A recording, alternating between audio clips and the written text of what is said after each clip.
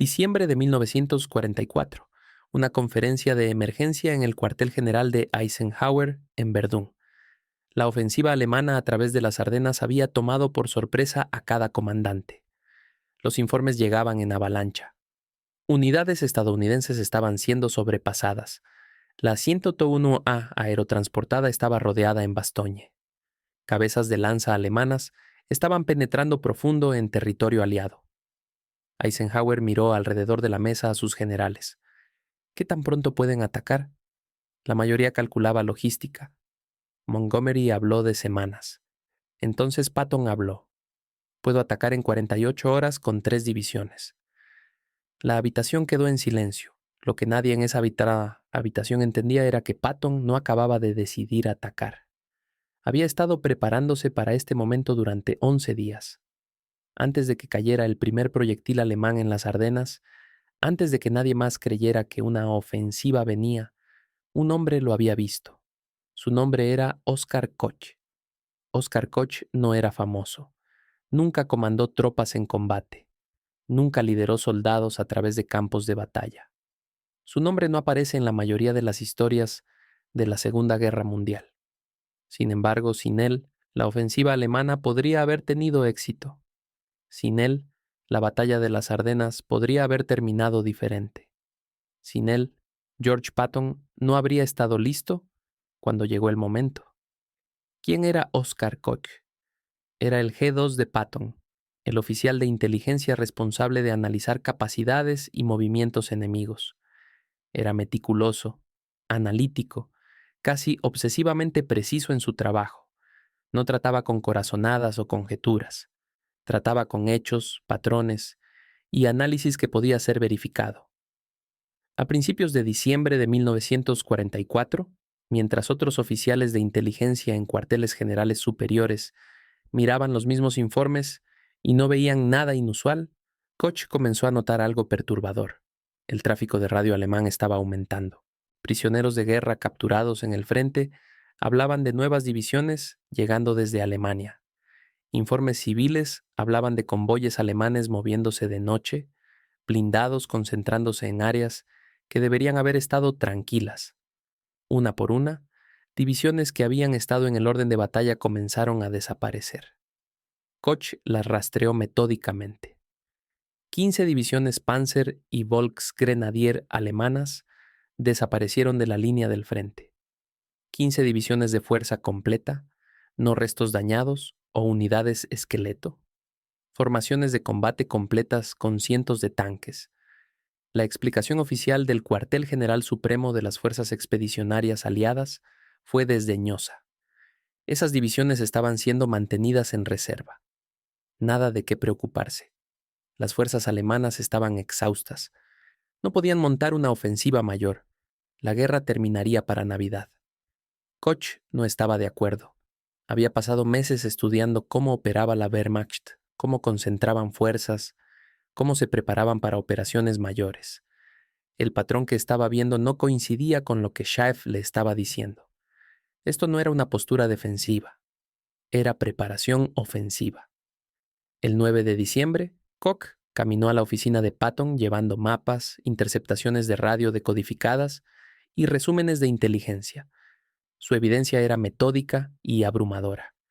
Aquí, dijo, señalando un mapa, es donde las divisiones perdidas se están concentrando. El sector de las Ardenas. Mire el terreno, bosque denso, carreteras estrechas, difícil para defensa. Y mire quién lo está defendiendo. 4 divisiones estadounidenses extendidas a través de un frente que debería requerir al menos 12. El análisis de Koch fue contundente. Los alemanes van a atacar aquí. Van a atacar pronto, dentro de 2 semanas como máximo. Patton escuchó cuidadosamente. Había aprendido a confiar en el análisis de Koch. Habían trabajado juntos durante meses. Koch nunca lo había guiado mal. Cuando Koch decía que la evidencia apuntaba a algo, Patton le creía. Lo que Koch estaba diciendo era que los alemanes estaban preparando una ofensiva a través de terreno que la inteligencia estadounidense consideraba seguro. Una ofensiva que nadie más en cuarteles generales superiores creía que vendría. Patton tomó una decisión que lo distinguió de cada otro comandante en el teatro. Le creyó a su oficial de inteligencia. No fue a Bradley discutiendo sobre la evaluación de Shaef. No esperó a que cuarteles generales superiores cambiaran su opinión. Simplemente le dijo a Koch una cosa: prepare planes de contingencia. Si tiene razón sobre este ataque, necesitamos estar listos para responder inmediatamente. Lo que sucedió durante los siguientes 11 días fue invisible para todos fuera del cuartel general de Patton. Koch y el Estado Mayor de Patton comenzaron a elaborar 3 planes de contingencia detallados. Cada uno describía exactamente cómo el Tercer Ejército se desengañaría de su ofensiva actual, giraría a un eje completamente diferente y atacaría al norte para aliviar cualquier unidad que estuviera rodeada. Rutas de camiones fueron trazadas hasta intersecciones específicas. Puntos de suministro de combustible fueron identificados y almacenados. Unidades de artillería fueron predesignadas para redespliegue rápido. Regimientos de infantería fueron asignados áreas de asamblea específicas. Cada detalle fue planeado, calculado y coordinado por adelantado. El trabajo fue exhaustivo, pero fue invisible. Otros comandantes pensaban que Patton estaba perdiendo tiempo y recursos en un escenario hipotético. ¿Por qué desviar esfuerzo a planificación de contingencia cuando estaban activamente peleando? ¿Por qué prepararse para algo que Shaef dijo que no podía pasar? Patton no explicó su razonamiento. Simplemente se aseguró de que su ejército estuviera listo. El 16 de diciembre de 1944, a las 5:30 de la mañana, la artillería alemana abrió fuego a lo largo de un frente de 80 millas. 200.000 soldados alemanes emergieron de la niebla. Miles de tanques rodaron adelante. La ofensiva que todos los demás habían descartado como imposible estaba ocurriendo exactamente de la manera que Koch había predicho. En el cuartel general de Shaef, el caos estalló. Los comandos estaban confundidos. Los informes eran contradictorios. La ofensiva los había tomado completamente por sorpresa. En el cuartel general del Tercer Ejército, la reacción fue diferente. Koch lo había predicho. Patton se había preparado para ello. Cuando Patton recibió los informes iniciales, no vaciló. Se volvió hacia Koch y dijo simplemente: tenía razón. Tráigame los planes de contingencia. Mientras cada otro general estadounidense en el teatro estaba luchando por entender qué estaba pasando, el Tercer Ejército ya estaba ejecutando un plan que había sido preparado 11 días antes. Dentro de horas el Tercer Ejército comenzó su giro al norte. Unidades que habían estado peleando en una dirección repentinamente giraron 90 grados y atacaron en una dirección completamente diferente. Más de 130.000 hombres, decenas de miles de vehículos, moviéndose a través de carreteras heladas en condiciones de invierno, coordinando movimientos complejos sin el beneficio de comunicaciones modernas. Debería haber sido imposible. Otros generales en la habitación en Verdún creyeron que Patton estaba blofeando cuando prometió un ataque en 48 horas. No sabían que cada pieza del ataque había sido planeada por adelantado. No sabían que la predicción de Koch había sido tan precisa que Patton podía ejecutar una maniobra impecable que le habría tomado a cualquier otro semanas lograr. El 26 de diciembre, las fuerzas de Patton aliviaron Bastogne. El asedio fue roto. La ofensiva que se suponía dividiría a los ejércitos aliados había sido detenida. Después de la guerra, comandantes alemanes fueron entrevistados sobre la batalla de las Ardenas. ¿Qué salió mal? Muchos de ellos dieron la misma respuesta. No habían esperado que Patton respondiera tan rápido. Pensaban que tenían más tiempo. Nunca entendieron que Patton había comenzado a preparar su respuesta 11 días antes de que incluso atacaran. ¿Qué hizo diferente a Oscar Koch de otros oficiales de inteligencia? No solo recolectaba información, la analizaba, buscaba patrones, intentaba entender no lo que la gente quería creer, sino lo que la evidencia realmente sugería. Cuando Shaef insistía que los alemanes estaban demasiado débiles para atacar, Koch examinó la evidencia y llegó a una conclusión diferente. Cuando cuarteles generales superiores descartaban los preparativos alemanes como rutina, Koch rastreó señales de radio y declaraciones de prisioneros e informes civiles, y reconoció un patrón de preparación ofensiva. Patton hizo algo aún más raro. Escuchó a su oficial de inteligencia. No descartó la evaluación de Koch como excesivamente cautelosa o pesimista. No confió en el análisis de cuarteles generales superiores en lugar de su propio subordinado. Tomó la advertencia de un solo oficial y preparó su ejército completo para responder. Por eso, cuando la ofensiva alemana vino, Patton estaba listo. Por eso, el momento más peligroso de toda la guerra en Europa fue convertido en una victoria estadounidense decisiva. Por eso, Oscar Koch, el oficial cuyo nombre aparece en casi ningún libro de historia, fue responsable de salvar miles de vidas estadounidenses. La inteligencia no vale nada sin liderazgo dispuesto a actuar en ella. La preparación no vale nada sin un comandante dispuesto a prepararse. Patton tenía ambas. Tenía un oficial de inteligencia que vio lo que otros se negaban a ver. Tenía el coraje de prepararse para algo que todos los demás dijeron era imposible. Y cuando llegó el momento, tenía la velocidad y agresión para ejecutar planes que habían sido elaborados por adelantado. Por eso, Oscar Koch importó.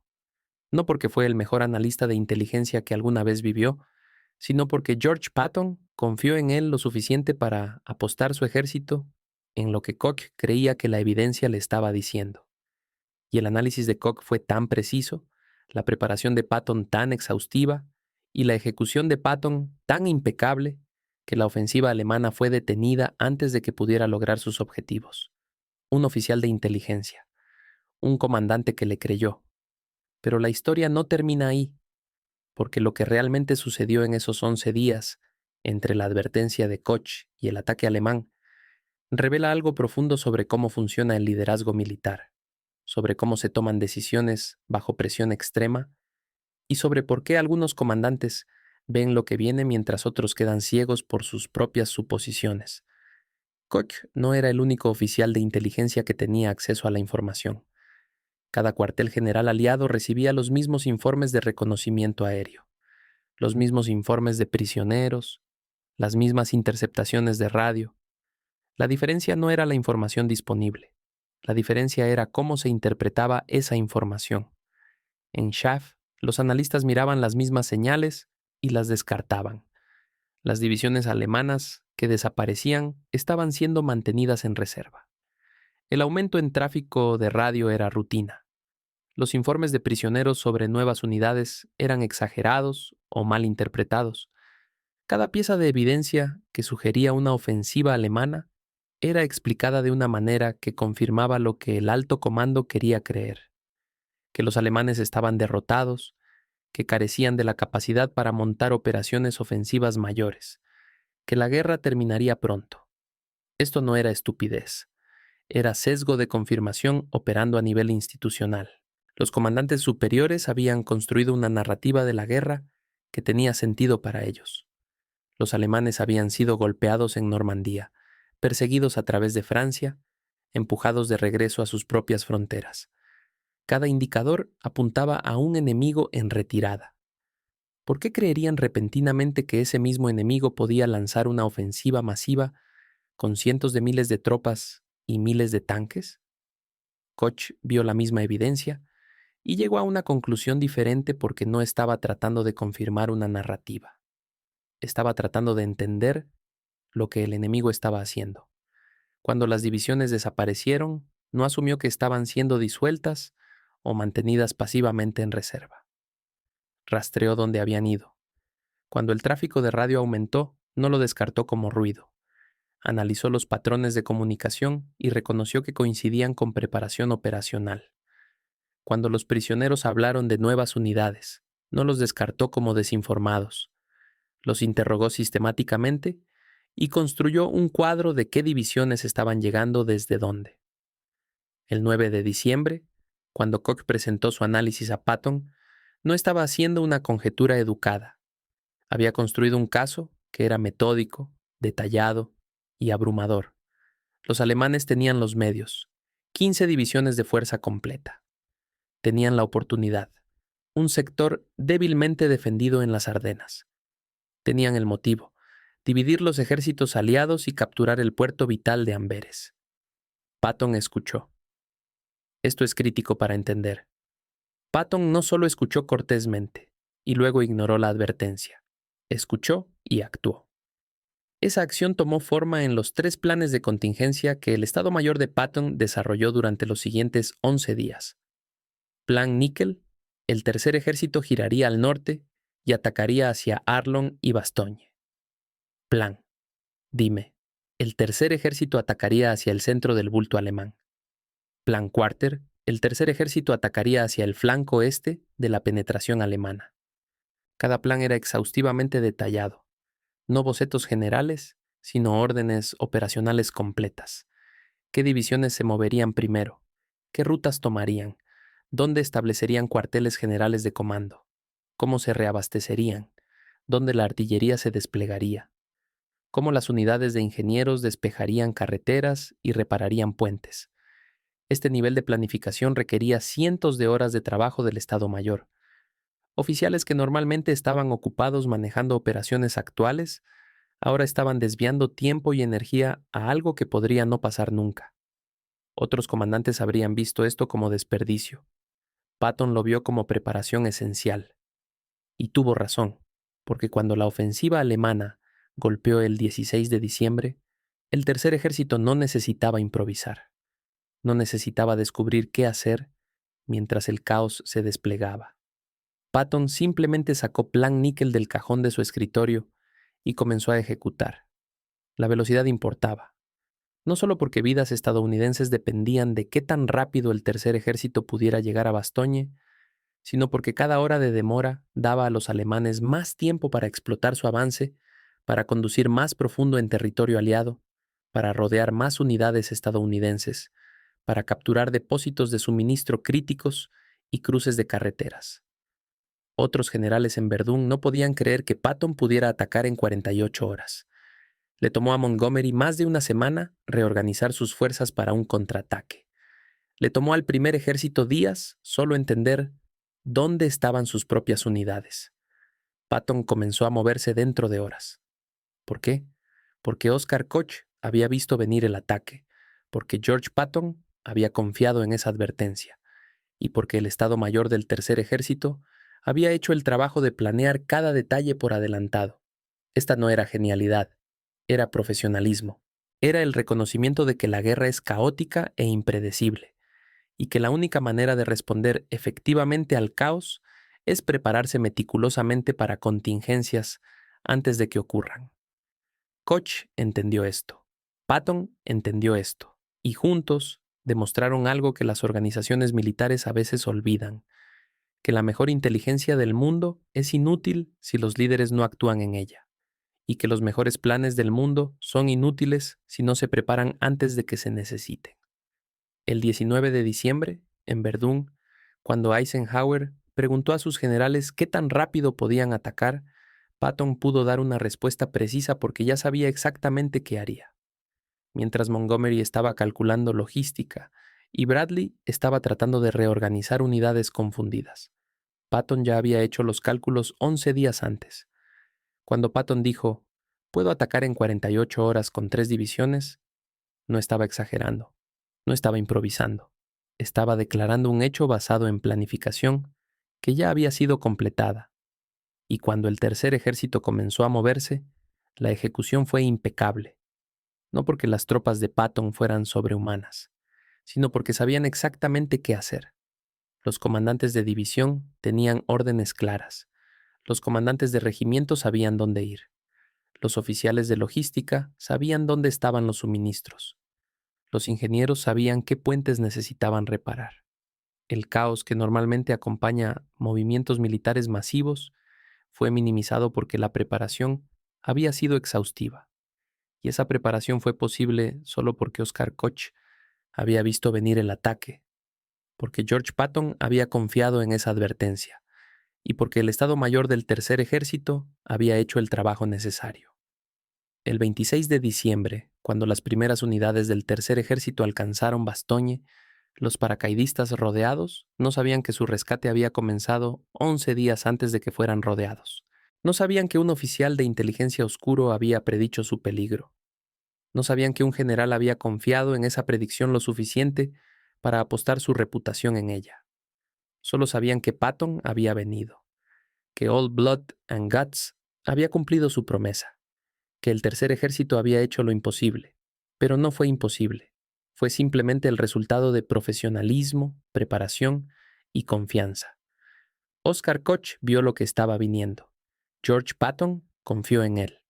Y el tercer ejército ejecutó planes que habían sido elaborados cuando todos los demás dijeron que tal ataque nunca sucedería. Esta es la lección real de la batalla de las Ardenas. No que Patton era un genio táctico, sino que era un comandante que escuchaba a sus subordinados, que confiaba en evidencia sobre narrativa, que preparaba para contingencias incluso cuando otros decían que estaba perdiendo su tiempo. Y Oscar Koch, el hombre cuyo nombre casi nadie conoce, fue el hombre que hizo todo posible, porque vio lo que otros se negaban a ver, porque construyó un caso que no podía ser ignorado, porque dio a Patton la advertencia que permitió al tercer ejército estar listo cuando el momento llegó. Un oficial de inteligencia, un comandante que confió en él. Y 11 días que cambiaron el curso de la batalla más grande jamás peleada por el ejército de Estados Unidos. Después de la guerra, cuando historiadores comenzaron a estudiar la batalla de las Ardenas, se enfocaron en lo obvio. La resistencia heroica de la 101 aerotransportada en Bastogne, el rápido movimiento del tercer ejército de Patton, las decisiones de Eisenhower en Verdún. Estos eran los elementos dramáticos, las historias que capturaban imaginación. Pero enterrado en los archivos, en informes de inteligencia y registros del Estado Mayor, estaba la historia real. La historia de Oscar Koch sentado en su oficina en Nancy, Francia, en los primeros días de diciembre, mirando mapas y gráficos y reportes, construyendo metódicamente el caso de que algo terrible estaba a punto de suceder. Koch no era dramático.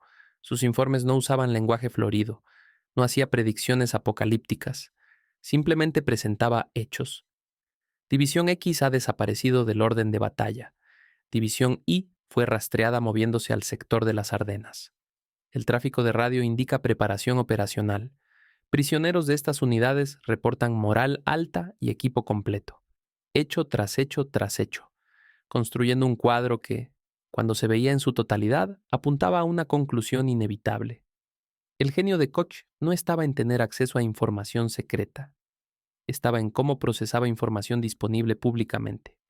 Cada comando aliado recibía los mismos informes de reconocimiento aéreo. Cada cuartel general tenía acceso a las mismas interceptaciones de radio. Cada oficial de inteligencia podía interrogar a los mismos prisioneros. La diferencia era que Koch realmente les prestaba atención. No filtraba evidencia a través de suposiciones sobre lo que los alemanes podían o no podían hacer. No descartaba informes porque no encajaban con la narrativa prevaleciente. Simplemente analizaba qué decía la evidencia y reportaba sus conclusiones. Esto lo puso en conflicto directo con el pensamiento de consenso en Shaef. El consenso era que los alemanes estaban terminados, que habían sido aplastados en Normandía y la brecha de Falaise, que habían perdido tantos hombres y tanto equipo que operaciones ofensivas mayores eran imposibles, que la guerra terminaría pronto, posiblemente antes de que terminara el año. Koch sabía que este consenso era peligroso, no porque estuviera necesariamente equivocado sobre la condición general de las fuerzas alemanas, sino porque alentaba complacencia, hacía que comandantes asumieran que el enemigo no podía sorprenderlos, y esa suposición creaba exactamente las condiciones que hacían posible la sorpresa. El 9 de diciembre, cuando Koch caminó a la oficina de Patton, llevaba más que mapas e informes.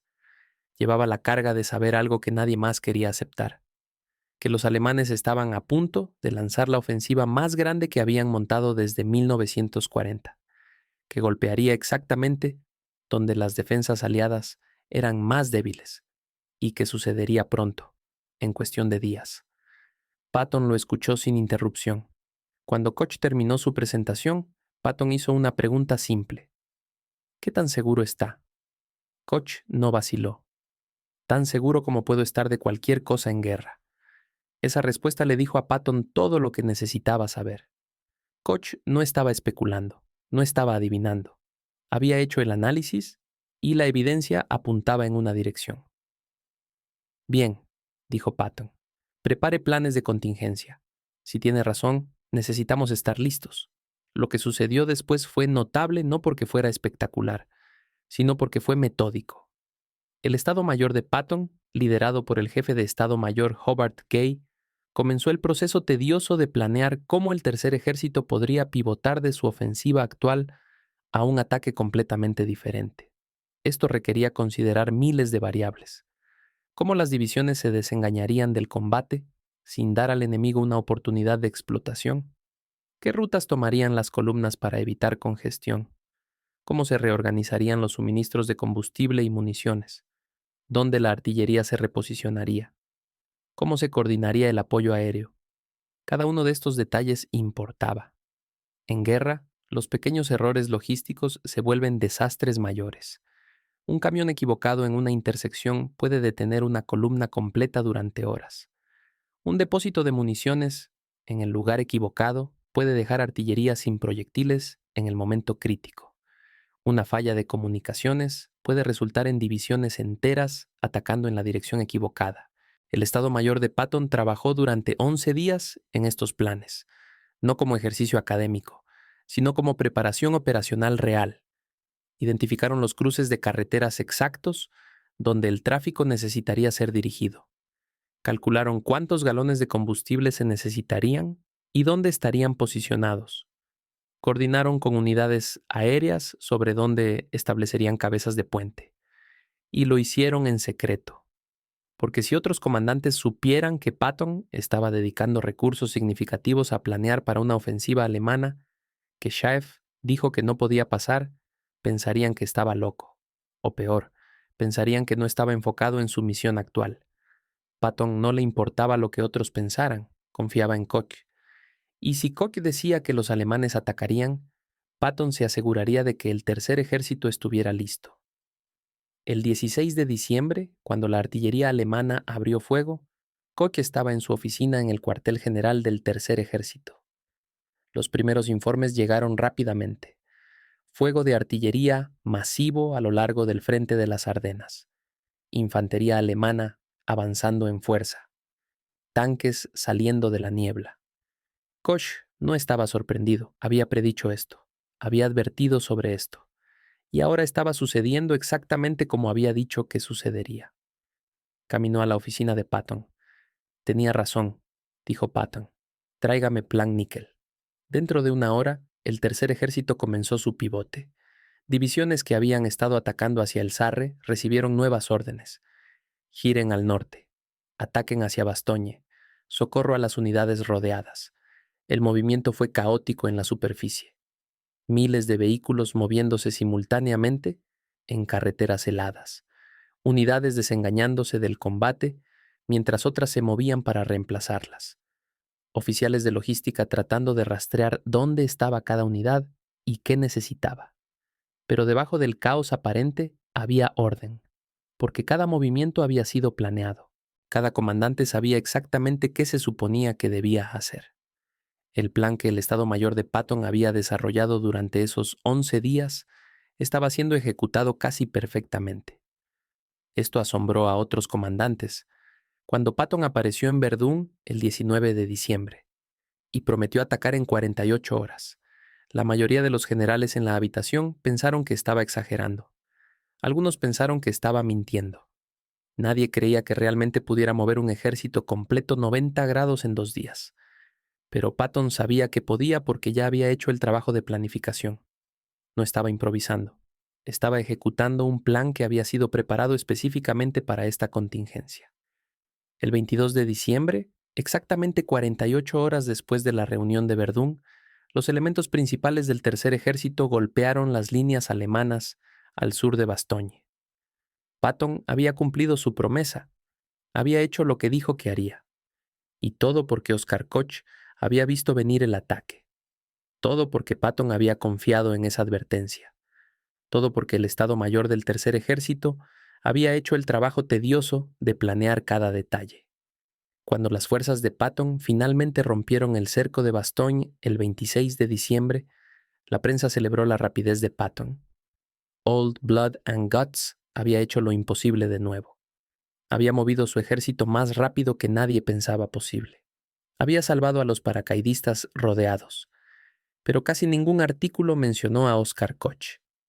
Casi ninguna historia acreditó al oficial de inteligencia que había visto venir el ataque, el hombre cuya advertencia había hecho posible toda la operación.